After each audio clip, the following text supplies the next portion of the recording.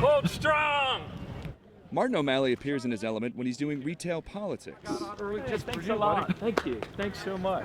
He's met, shaken hands, and pitched his vision for America to countless Iowans and canvassed neighborhoods. The former Maryland governor and Democratic presidential candidate remains in third place. The Associated Press followed O'Malley on 3 campaign stops as he barreled through western Iowa. Protein bars, a staple. Unseasonably. You're never intimidated by the polls. You're not intimidated by big money. You have a way of sorting through the noise and oftentimes lifting up a new leader. To be viable in the caucuses, O'Malley needs to reach a 15% support threshold of Democratic caucus goers.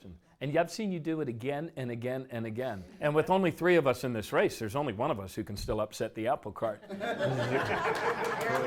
Recent polls suggest that could be a daunting prospect, but the candidate doesn't appear fazed. And we've been campaigning the Iowa caucus way, which is to go in your car and go one town at a time and to meet with the people who are actually the opinion leaders when the caucuses are held. He says underdog status suits him fine. Well, that's the way the challenging candidates surprise on caucus night. You have to go and meet people. And I think it's actually the most refreshing thing about this presidential process, frankly, that the individual still matters at this stage. Between campaign stops, he maintained his steadfast belief that his message is reaching the Democratic faithful. And I've seen the candidate that most people and the media and the pundits dismiss suddenly lifted up by the voters. So that gives me some, I suppose, greater faith, born of the experience of seeing that happen before.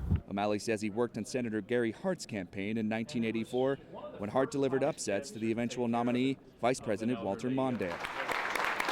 In each appearance, O'Malley looks to differentiate himself from his opponents by showcasing his executive experience.